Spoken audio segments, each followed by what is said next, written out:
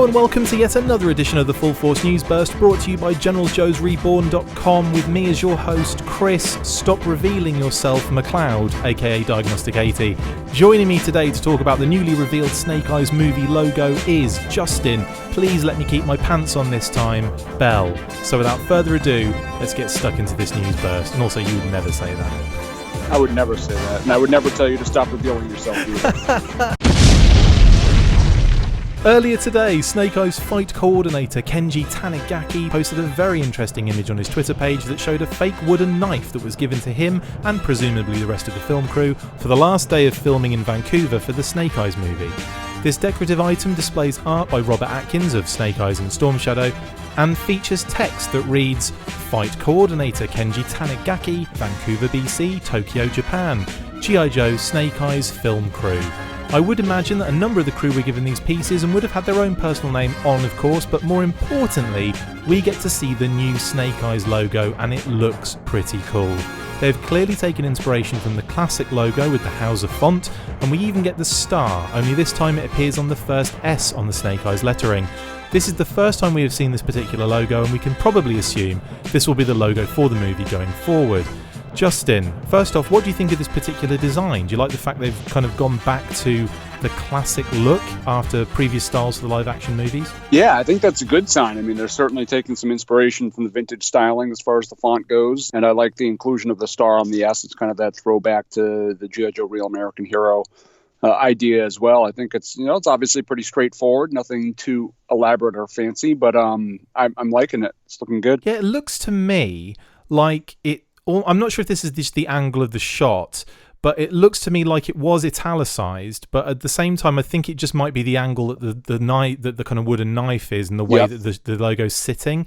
It still would make a lot of sense for it to be italicized, but it looks like maybe when it gets to eyes, it looks a little bit more kind of like it's almost like coming to a straight up kind of look. I don't know, it's hard to tell from this angle. Yeah, it is. I mean, it could be a little bit slanted, kind of like the classic logo, but it could also be more typical stencil sort of font. I think either way it works pretty nicely. Yeah, I definitely, and again, this goes a lot towards the reboot idea, doesn't it? Because obviously the previous logo for kind of like Rise of Cobra, I mean, I was not a fan of that one. It's a bit too, I don't know, it's a bit too sharp in places, that the star's a little bit too aggressive for me. I mean, the text was completely different and kind of a real separation from the old school stuff. But yeah, it was obviously geared just for the movie itself. And you're exactly right. Kind of this updated logo and different font styling is clearly another example of separation from the previous films. Yeah, totally.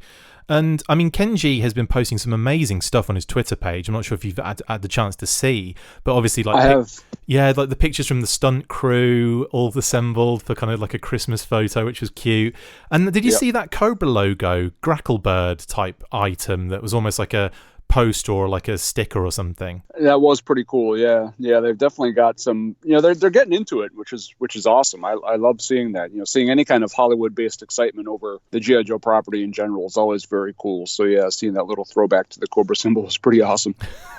And we're clearly getting excitement from the crew and the cast and everything, because every time you see a post of theirs, it's always one, again, full of excitement, full of energy, and that's something that I'm finding really positive about this whole experience so far. Definitely. And it's interesting because you would think, with the first two films, you would think the actors were of the right age to kind of have been into G.I. Joe in the 80s, yet still you definitely got the feeling that they weren't really strongly invested in the property, and especially after the fact, where you had, Channing Tatum basically almost refusing to be a major part of the second film, and Chris Eccleston kind of bad-mouthing it, and Sienna Miller or whatever.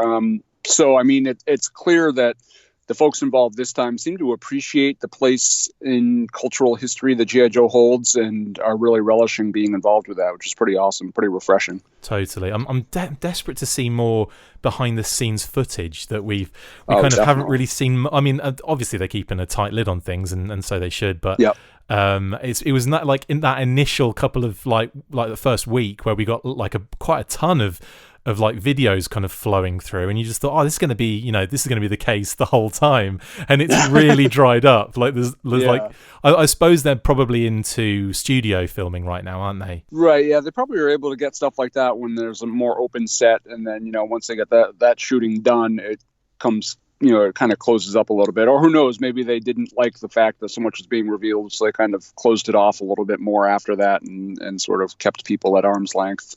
Yeah, it could be any one of those things. I mean, it's always difficult when you're filming in like a city, because you're always going to have people taking footage from distance in different buildings. You can't.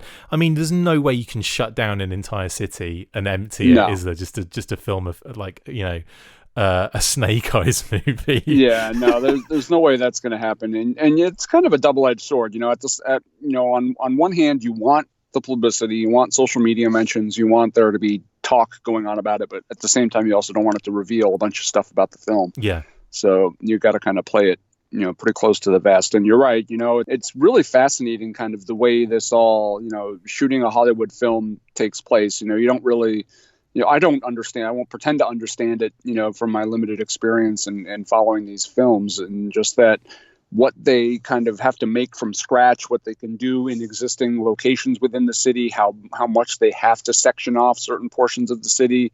It's pretty crazy, the stuff that is involved with some of these shoots. So yeah, who knows what they're doing with Snake Eyes, whether or not they're building entire like sections of city in some secretive location, or if they're just finding places in Vancouver that are cornered off that people don't have access to. I don't know. I mean, there's any number of ways they could be going about it. Totally. Well, I mean, I'm looking forward to seeing more. I can't wait for more like information to come out.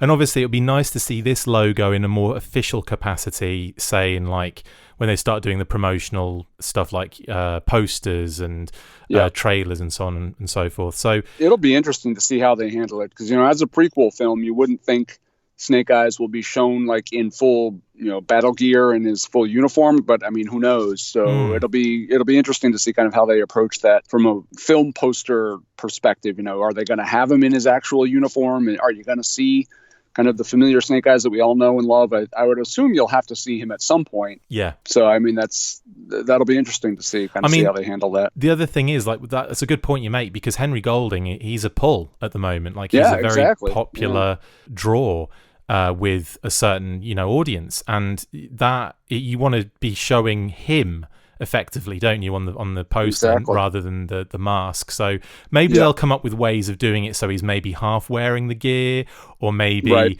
like, you know, some sort of like cross section where you can see the face, or like, you know, half and half, the mask on one side and his face on the other, with two scars on it. Yeah, I mean, the Snake Eyes appearance is pretty iconic, kind of that night visor sort of mask. You know, it's immediately recognizable. So at some point you'd think they would have to use that as some sort of marketing element for the film. But you're right, Golding is a pretty big draw at the moment, so they'll want to actually focus on him too. So that'll be fascinating. Desperate to see more. I really am. With this logo thing as well, I'm really happy, because this is kind of in my head what I was hoping we'd see, something that followed that classic logo, that had the star incorporated, because it's going to be on its own. It's not going to be, it looks like it's not going to have G.I. Joe attached to it initially, which is interesting, because I thought they would go with G.I. Joe Snake Eyes. That's what I thought we were going to start seeing. The fact that it's the Snake Eyes logo on its own, that's really interesting to me. Really interesting to me. I agree. And do you think the star could have been in the middle, or do you like where it's positioned on that? Just out of a curiosity. I think it's fine.